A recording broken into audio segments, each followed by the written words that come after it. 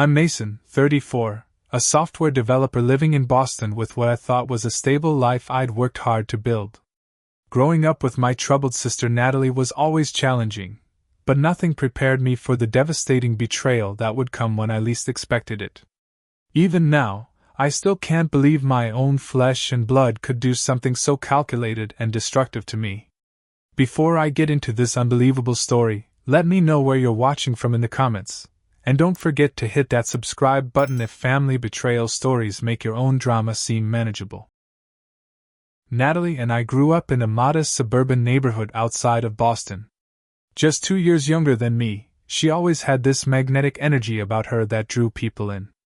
As kids, we were actually pretty close. We'd build elaborate blanket forts in the living room, ride our bikes around the neighborhood until sunset, and defend each other from the mean kids at school. Those simple, happy memories make what happened later all the more painful.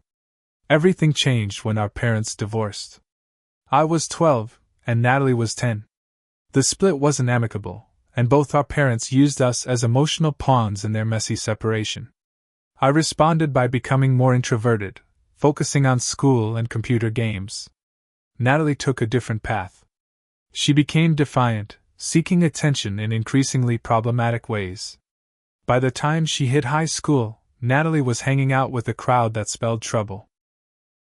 While I was joining the computer club and working part-time at the local electronics store, she was skipping classes and coming home smelling like cigarettes and alcohol. I can't count how many times I covered for her with our mom, who was struggling to keep it together as a single parent working 2 jobs. "She's at the library studying." I'd lie, knowing she was actually at some party. "She's sleeping over at Ashley's house," I'd say, when I had no idea where she really was. I thought I was protecting her, but looking back, I was just enabling behaviors that would spiral out of control. When I left for college at UMass to study computer science, I felt both relieved and guilty. Relieved to escape the constant drama at home, but guilty for leaving our mom to deal with Natalie's increasingly erratic behavior alone. During those 4 years, I created some distance from family problems. I'd come home for holidays and brief visits, but I was building my own life. After graduation, I landed a job at a tech company in Boston. The pay was good, and after 3 years of saving aggressively and living with roommates, I managed to put a down payment on a modest 1-bedroom apartment that I converted to a 2-bedroom. It wasn't fancy, but it was mine, and I took immense pride in that achievement. I'd worked hard for everything I had, unlike Natalie, who seemed to expect life to just hand her what she wanted. Meanwhile, Natalie's life took a darker turn.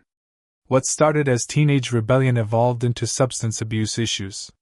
She dropped out of community college after just 1 semester. She cycled through minimum wage jobs, never keeping one for more than a few months.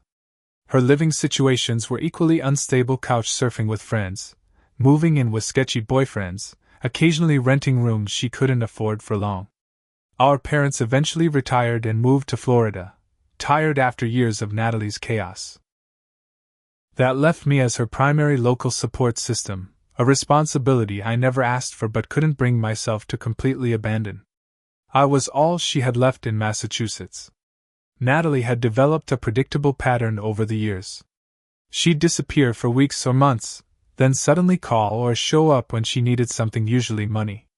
Each time, her stories grew more elaborate. Her car broke down. Her roommates stole her rent money. Her boss withheld her paycheck. She needed medication she couldn't afford. Each time I'd help, but with increasing reluctance and stricter boundaries.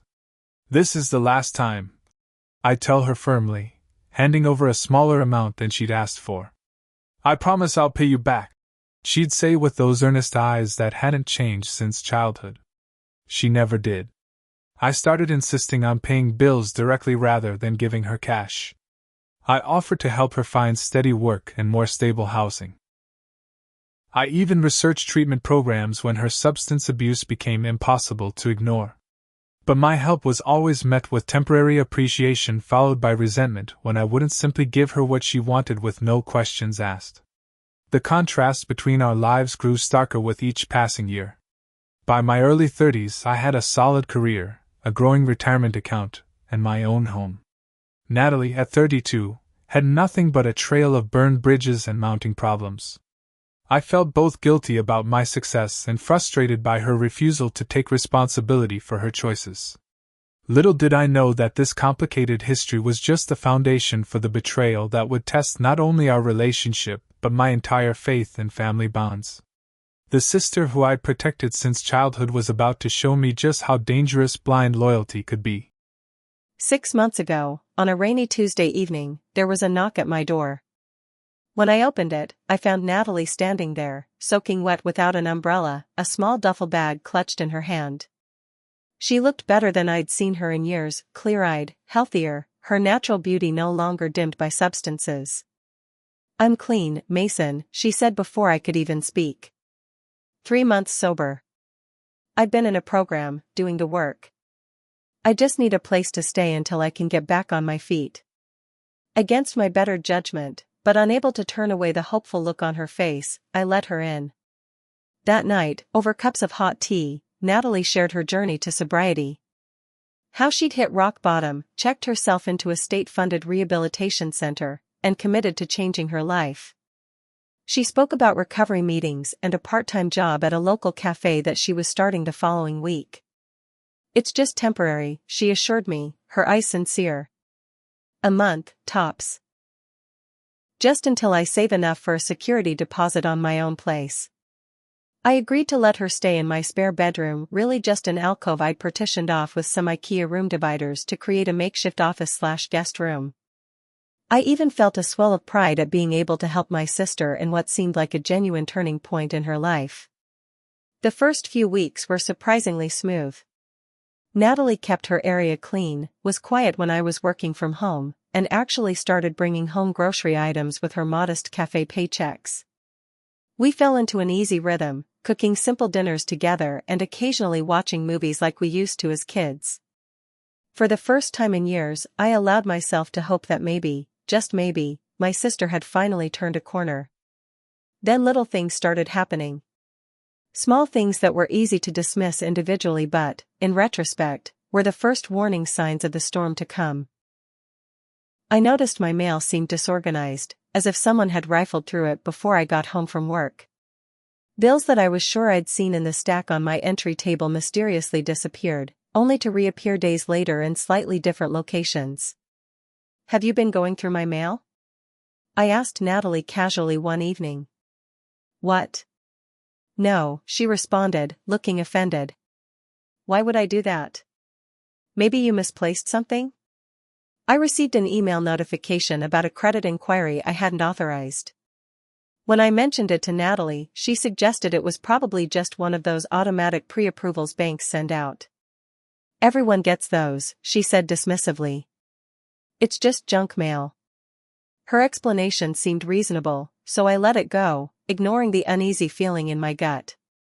Around this same time, I noticed Natalie sporting new clothes and accessories that seemed well beyond what her cafe job could support. When I complimented a new designer handbag, she quickly explained it was a knockoff from a street vendor. When she showed up in expensive-looking boots, she claimed they were a gift from a regular customer who worked at a department store. "She gets an amazing employee discount," Natalie explained with a wave of her hand. Meanwhile, my workload had intensified with a major software release approaching. 14-hour days left me exhausted and distracted, making it easier to overlook the small inconsistencies accumulating around me. I didn't have the mental bandwidth to investigate my growing concerns.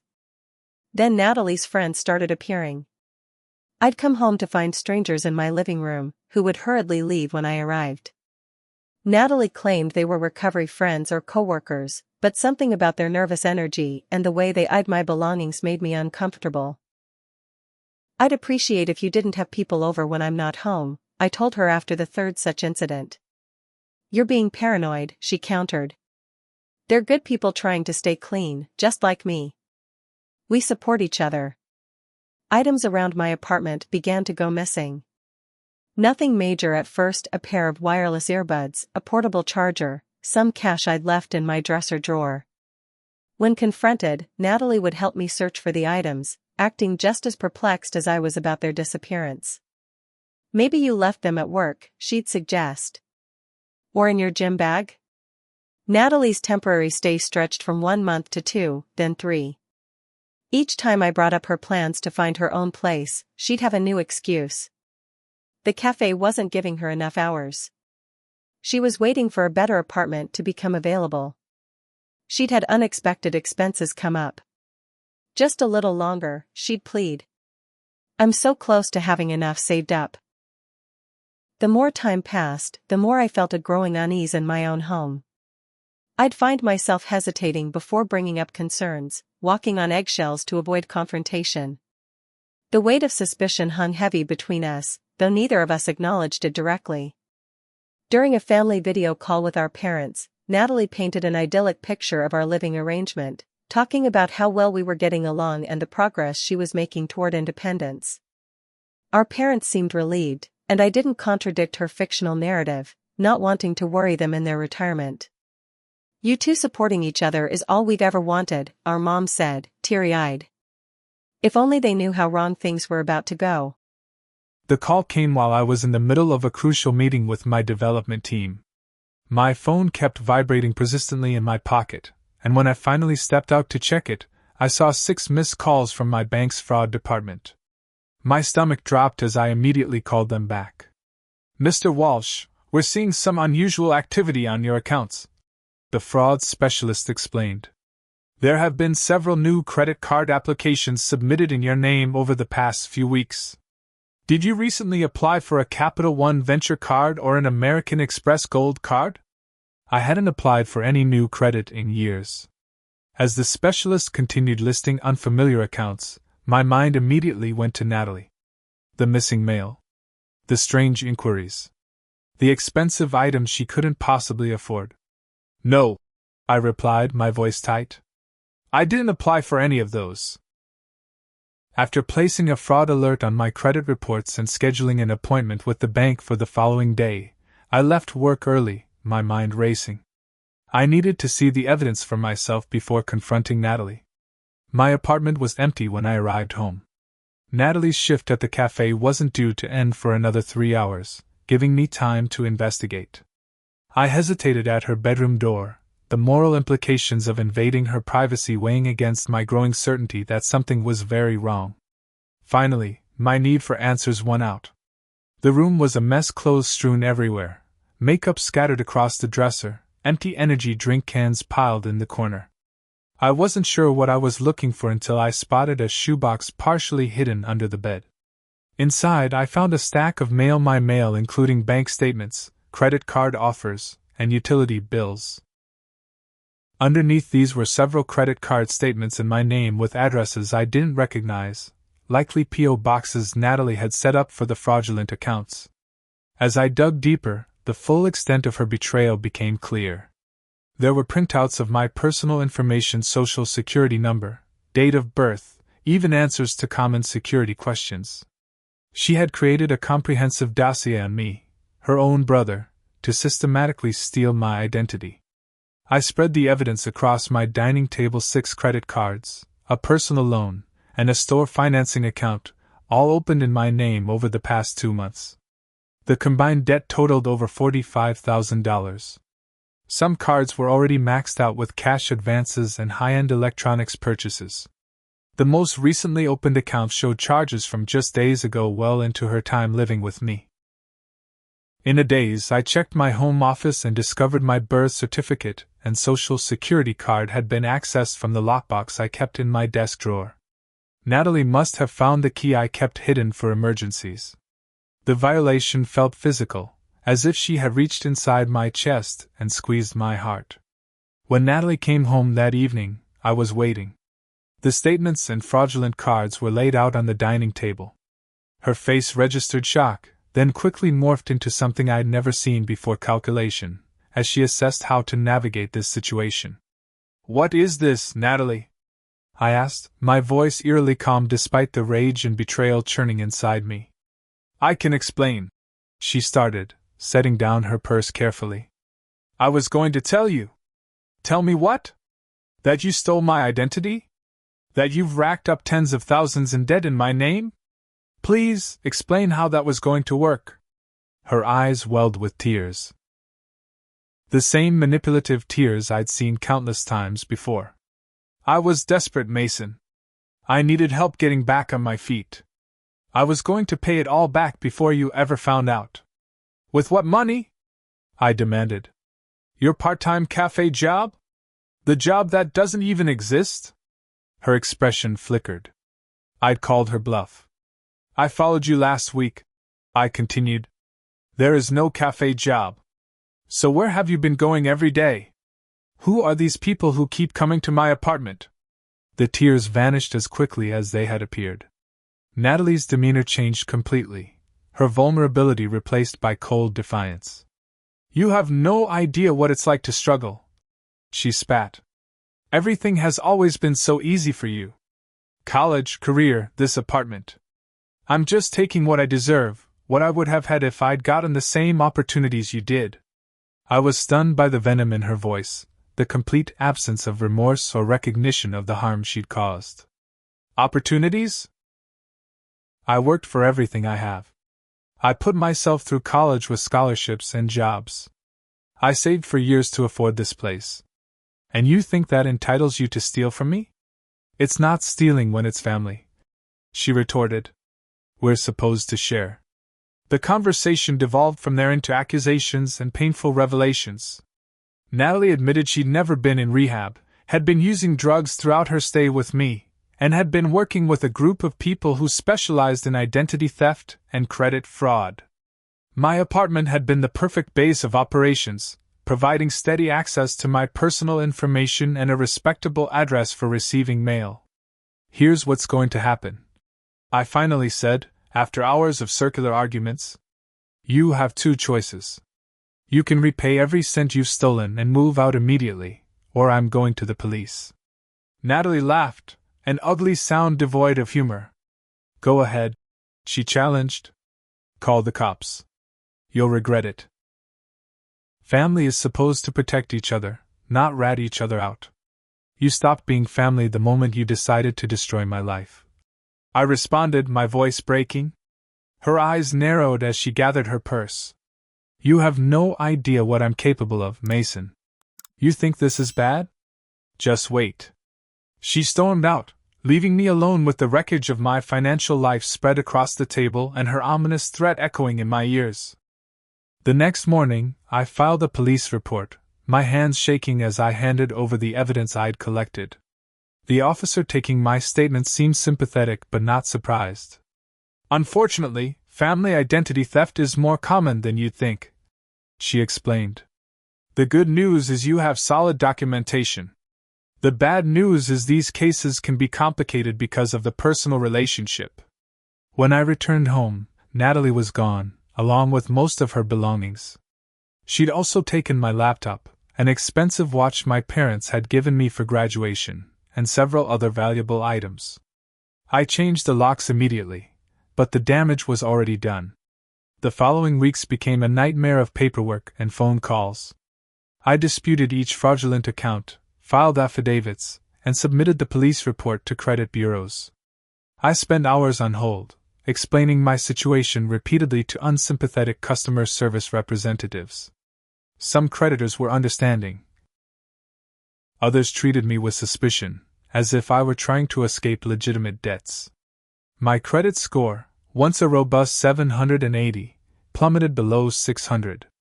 The timing couldn't have been worse. I'd been in talks for a promotion at work that would require a security clearance review, including a credit check. The financial chaos Natalie had created threatened not just my current stability, but my future prospects as well. I installed a security system with cameras at my apartment entrance. I froze my credit, changed all my passwords, and set up fraud alerts everywhere possible. I felt like I was fortifying myself against an invisible enemy, never knowing where the next attack might come from. Then, 3 weeks after Natalie disappeared, a certified letter arrived. I opened it expecting yet another credit notification, but instead found a legal notice claiming I had illegally evicted Natalie from her residence and seized her property. She was suing me for wrongful eviction, emotional distress, and partial ownership of my apartment. I actually laughed out loud at the absurdity of it until I read further and saw her claim that she had contributed $15,000 toward the down payment on my apartment with the understanding that she would be a co-owner. According to the lawsuit, we had a verbal agreement that she could live there indefinitely, and I had violated that agreement by changing the locks and reporting her to the police out of vindictive spite, after a minor family disagreement.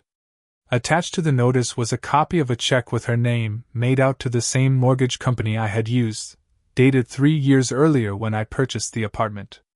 It looked convincingly real, though I knew with absolute certainty no such check had ever existed. She had somehow created a false paper trail to support her fictional investment in my property.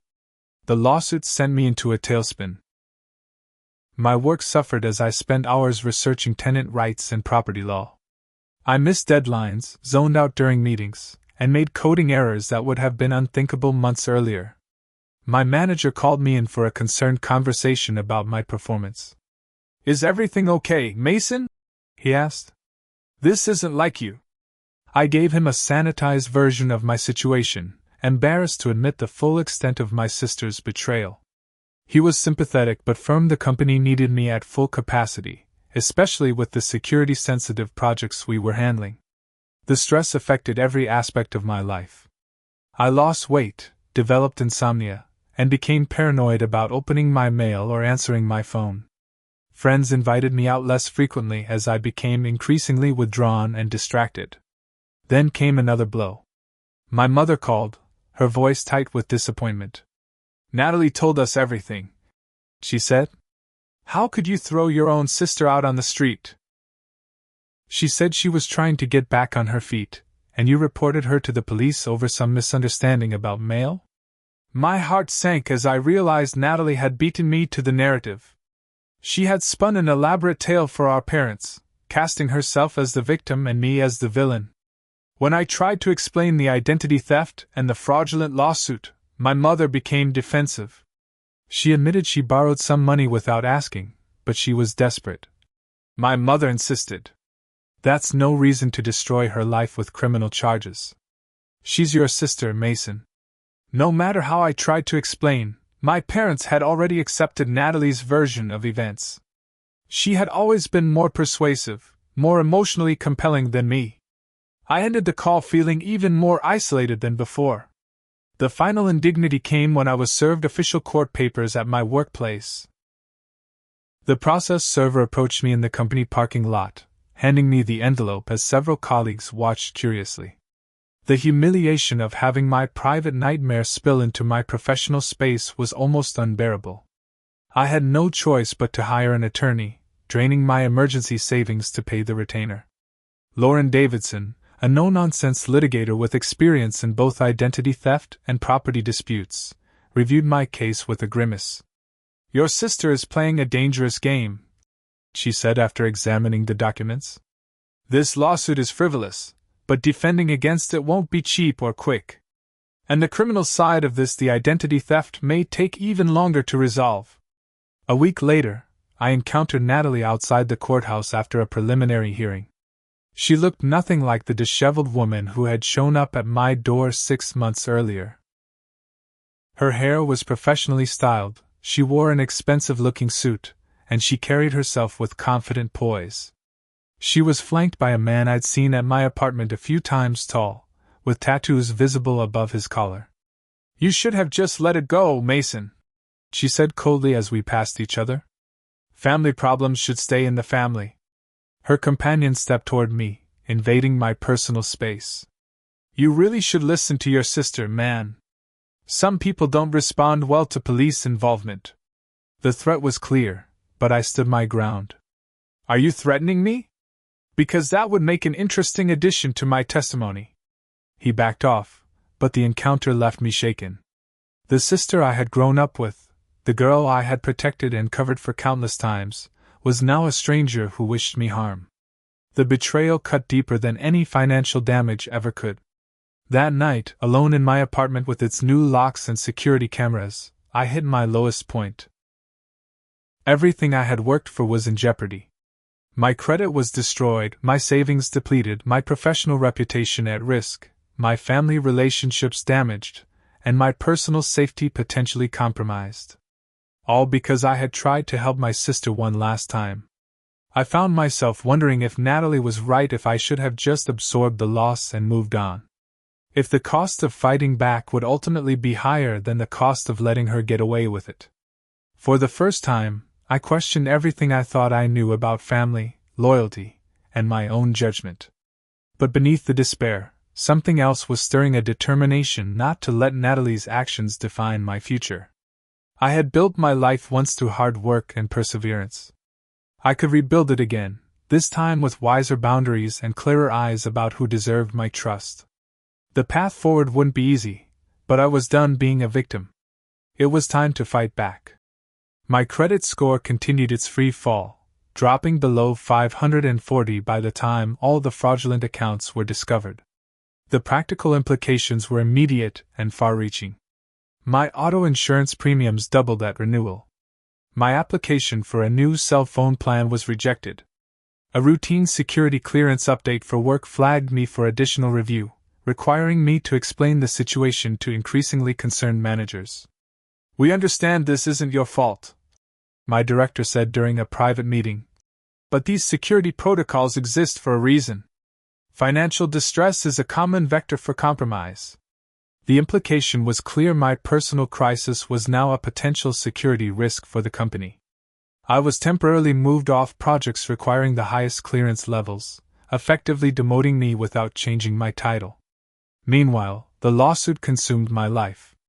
Each day brought new motions, requests for documentation, or demands for depositions. Lauren, my attorney, was excellent but expensive.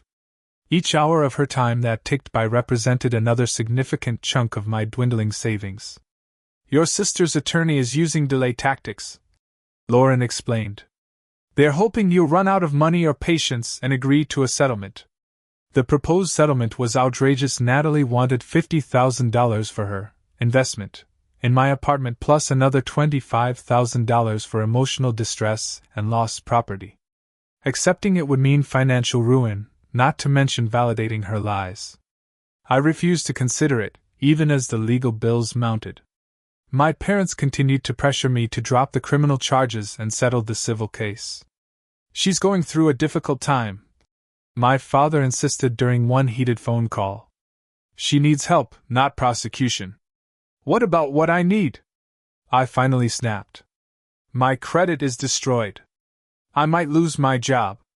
I've spent thousands defending myself against her lies." "When does my difficult time matter to you?" The call ended with my father's disappointed silence, widening the rift between us. My mother began leaving tearful voicemails about family loyalty and forgiveness. Each one twisted the knife deeper, making me question my own actions despite the clear evidence of Natalie's crimes. Even explaining the situation to friends became exhausting. Some were supportive, but others responded with platitudes about family being forever or suggestions that perhaps Natalie deserved a second chance. Few seemed to grasp the magnitude of what she had done or the systematic way she had targeted me. My apartment, once my sanctuary, now felt tainted. I'd catch myself staring at the spots where Natalie's things had been, remembering her friends casing my belongings, wondering what else she had touched, taken, or manipulated. Some nights I couldn't sleep there at all, checking into cheap hotels just to escape the memories. The stress manifested physically. I developed persistent headaches and stomach problems. My doctor noted elevated blood pressure and recommended anxiety medication. I started having panic attacks, something I'd never experienced before, moments when my heart would race uncontrollably and I couldn't catch my breath. One particularly bad morning, I received notice that the court date for Natalie's lawsuit had been pushed back another 60 days. Hours later, a credit collection agency called about one of the fraudulent accounts that had already gone to collections despite my disputes. That same afternoon, my manager emailed requesting another meeting about my focus issues. It was too much. I left work early and found myself driving aimlessly, eventually parking near the harbor. Sitting on a bench overlooking the water, I called Lauren and left a message asking about the implications of just paying Natalie to make this all go away. Then I texted my parents that maybe they were right, that family should come first. As I sat there contemplating surrender, my phone rang. It was Detective Rivera, the officer handling the identity theft case. "Mr. Walsh, we've made some progress you should know about," she said. "Your sister has been linked to at least 3 other identity theft cases. She's part of a larger fraud ring we've been tracking. This isn't her first rodeo." The detective explained that Natalie's boyfriend, the man who had threatened me outside the courthouse, was a known fraudster with multiple convictions. They had been working together to target not just me, but several other victims, primarily family members or close friends of Natalie's. "We've executed a search warrant on her current residence," Rivera continued. "We found evidence related to your case, including a template for the falsified checks she's using in her lawsuit against you." The call was a turning point. The fog of self-doubt that had enveloped me began to lift, replaced by cold clarity. Natalie wasn't a troubled sister who had made a mistake out of desperation. She was a calculating criminal who had deliberately targeted me, taking advantage of our relationship and my willingness to help her. 2 days later, I came face to face with Natalie again during a mandatory mediation session for her lawsuit. She arrived with her attorney and her boyfriend, the latter hanging back but making his presence known with glares in my direction. Across the conference table, Natalie maintained her victim persona, dabbing at non-existent tears as she recounted how I had betrayed her trust and stolen her investment in our apartment. When her performance concluded, her attorney presented their final settlement offer reduced to $40,000 as a courtesy to family. Something in me snapped. "Enough," I said, cutting off Lauren's measured response. "Natalie, look me in the eye and tell the truth for once. There was no investment. There was no agreement. You stole my identity, maxed out fraudulent credit cards, and now you're trying to steal my home with forged documents." Her eyes narrowed, all pretense of vulnerability vanishing. "Prove it," she challenged. "The police already have," I replied evenly. "They found the template for your fake check. They know about the other people you and your boyfriend have scammed. It's over." Her boyfriend stood abruptly. "You need to watch your mouth," he growled.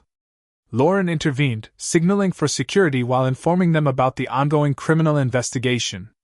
The mediation collapsed, with Natalie's attorney requesting a private conversation with his client. As they huddled in the corner of the room, I watched my sister's body language change from defiance to concern. For a brief moment, our eyes met, and I saw something I hadn't expected: fear. Not of me, but of the consequences finally catching up to her. That evening, alone in my apartment, I stood at my lowest point emotionally but with a newfound resolve. I had survived the worst betrayal imaginable from someone I had loved and protected my entire life. The weight of it was crushing, leaving me questioning everything about our shared history and my own judgment. But I also recognized that this crisis point was a crossroads. I could continue to be victimized, or I could fight back strategically. I could let Natalie's actions destroy not just my finances but my spirit, or I could use this as a catalyst for reclaiming my power. The path forward wasn't clear, and recovery wouldn't be quick or easy. But for the first time since discovering Natalie's betrayal, I felt something other than despair. I felt determined. After months of reactive defense, I decided it was time to go on the offensive. I scheduled a meeting with Lauren to completely rethink our strategy. "I'm done playing Natalie's game," I told her. "Let's change the rules." Together, we mapped out a comprehensive approach that would address both the civil lawsuit and support the criminal investigation. Instead of just responding to Natalie's legal maneuvers, we would proactively build a case that exposed her entire scheme. First, I took a week of vacation time to focus entirely on gathering evidence. I created a detailed timeline of Natalie's stay with me, including dates when mail went missing, when fraudulent accounts were opened, and when unauthorized charges appeared. I compiled bank statements, credit reports, and security camera footage showing Natalie bringing strangers into my apartment. Lauren helped me file a formal request for all documents related to the supposed $15,000 check Natalie claimed to have contributed to my apartment. We demanded bank records showing the source of those funds, knowing none existed because the check was forged. Make them prove a negative, Lauren explained. They can't produce records of money that never existed. My next step was more difficult emotionally. I needed to connect with other victims of Natalie's scams. Detective Rivera provided contact information for two individuals who had agreed to speak with me: a former boyfriend named Ryan and a cousin named Jessica, both of whom had experienced identity theft after allowing Natalie to stay with them. The conversations were both painful and validating. Ryan described how Natalie had moved in after claiming to be escaping an abusive relationship, then systematically stole his identity while isolating him from friends who might have noticed something was wrong. Jessica shared how Natalie had taken advantage of her following a surgery, using her recovery period to access personal documents and open fraudulent accounts. She targets people who care about her, Jessica observed. She knows exactly which emotional buttons to push. With their permission, I compiled their statements and evidence, creating a pattern of behavior that supported not just my case but the broader criminal investigation. Detective Rivera was grateful for the additional documentation. This kind of organized approach really helps us build a stronger case, she said. Most victims are too overwhelmed to be this thorough. Meanwhile, I hired a private investigator to document Natalie's current activities. The evidence he gathered was disturbing but useful. Photos of Natalie meeting with known associates of her boyfriend's fraud ring, visiting the same check-cashing places where fraudulent checks had been processed, and most damning of all, still using drugs regularly despite her claims of sobriety. I also focused on securing my financial future. I worked with a credit repair specialist to dispute every fraudulent item on my reports. I submitted identity theft affidavits to all 3 credit bureaus. I placed extended fraud alerts on my accounts and enrolled in identity monitoring services. Slowly, methodically, I began untangling the financial mess Natalie had created. At work, I had a frank conversation with my manager about the situation, providing documentation of the identity theft and the steps I was taking to resolve it. His response surprised me. "This happened to my brother a few years back," he shared. "Not family related, but still devastating. I get it.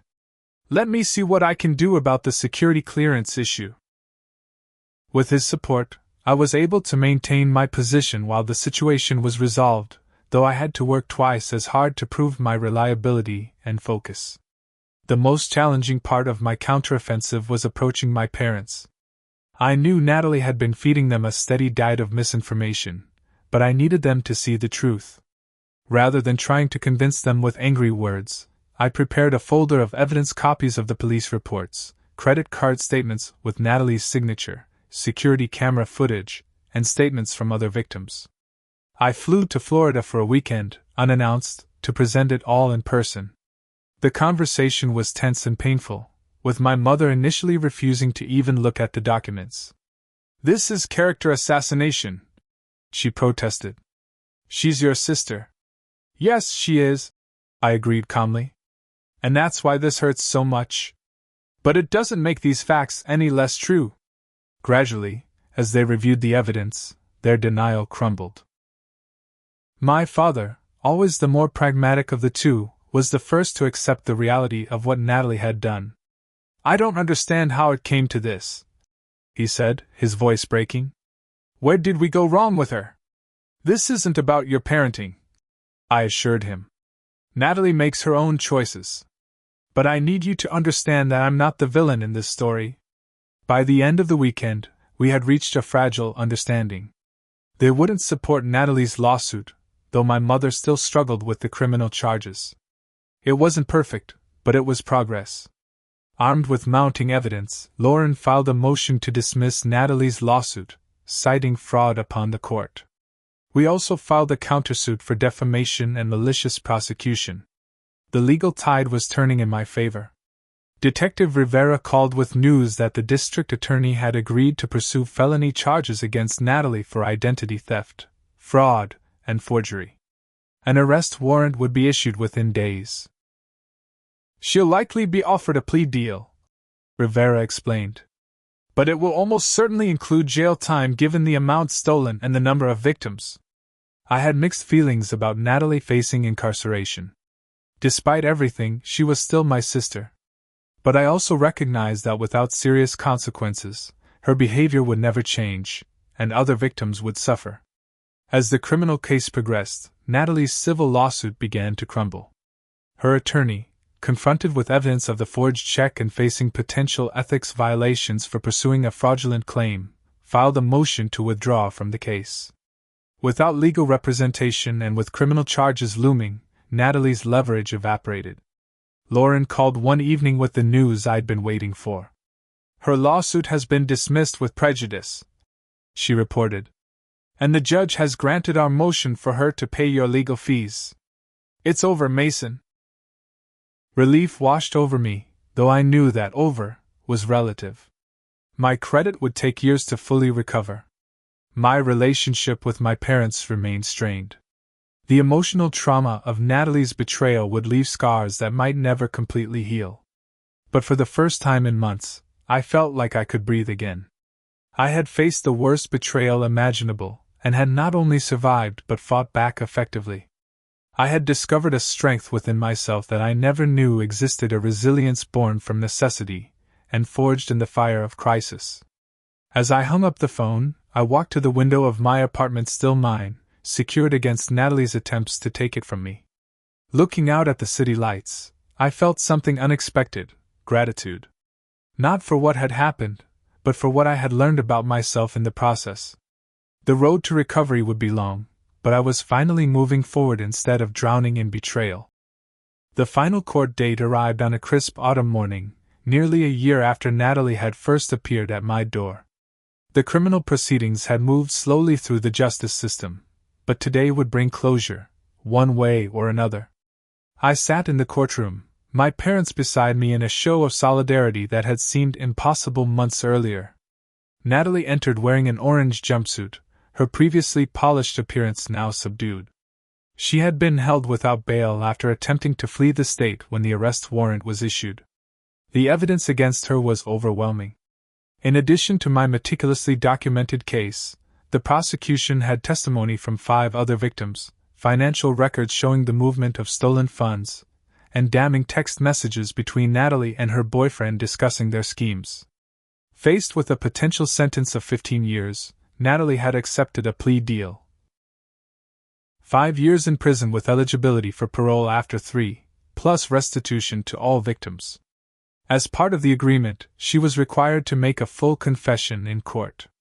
Listening to her clinically describe how she had targeted me, knowing I would take her in, how she had systematically stolen my identity while living under my roof, was surreal. The sister I remembered building blanket forts with now admitted to planning my financial destruction with calculated precision. When given the opportunity to make a victim impact statement, I approached the podium with a written speech in hand. But looking at Natalie, I set the paper aside. I want to understand why, I said simply. Not the how, we all know how. But why me? Why your brother? Natalie met my gaze for the first time that day. Because you had what I wanted, she replied flatly. And because you would trust me. It was easy. Her lack of remorse was its own kind of closure. Whatever emotional connection we once shared was gone, replaced by a stranger wearing my sister's face. In that moment, I let go of any lingering hope for reconciliation.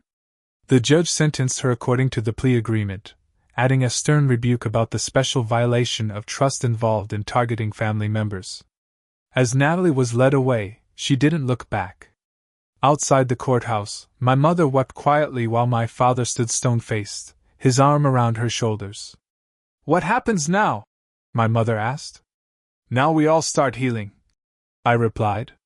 The practical work of rebuilding my financial life continued steadily. With the criminal conviction, the remaining fraudulent accounts were finally cleared from my credit reports. My scores began to recover, though the damage would take years to fully repair.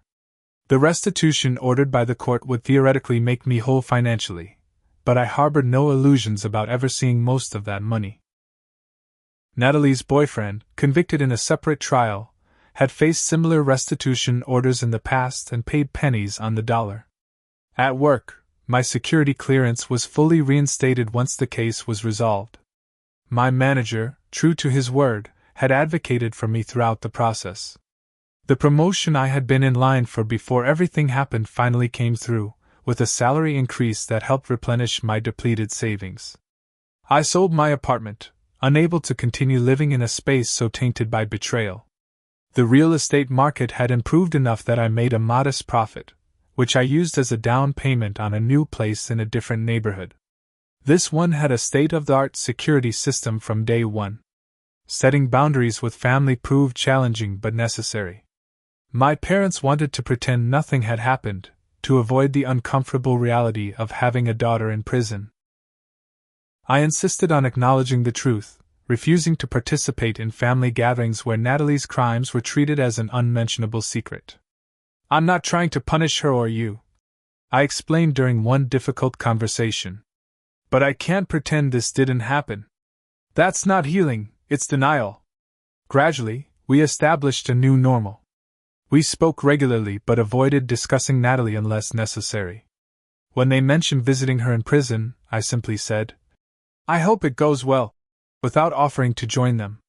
They learned to respect my boundary without taking it as criticism of their choice to maintain a relationship with her.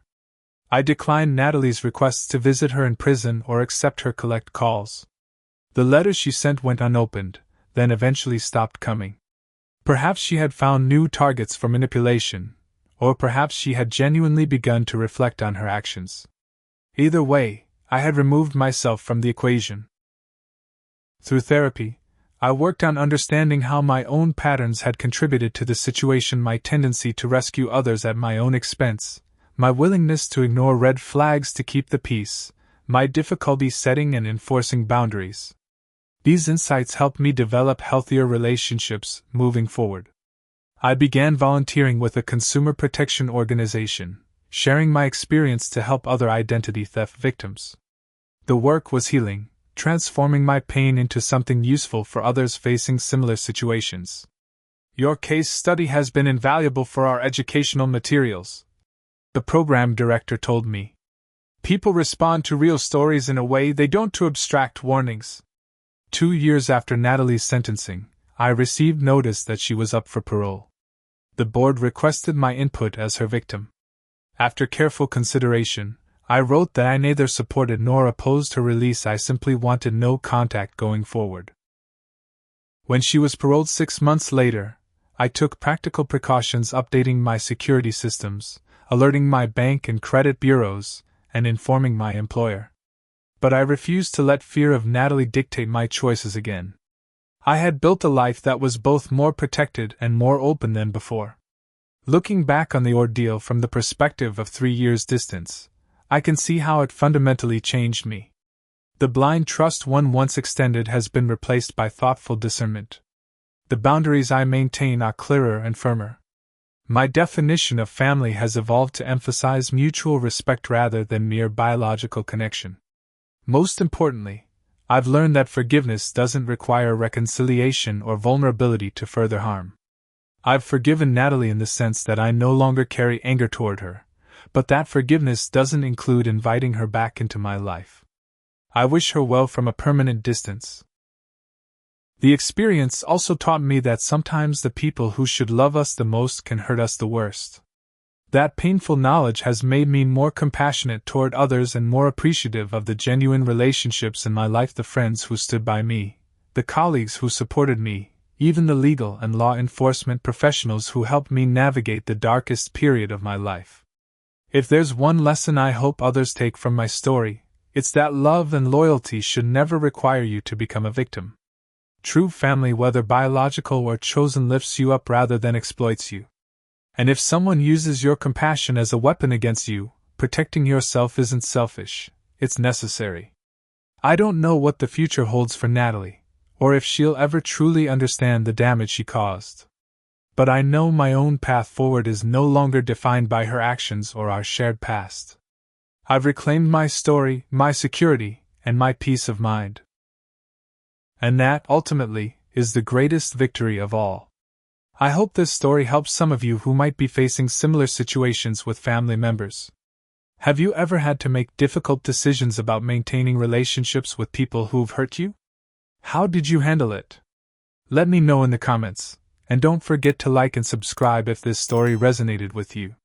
Sometimes sharing our most painful experiences helps others feel less alone in theirs. Thank you for listening, and remember you deserve relationships built on mutual respect, not exploitation.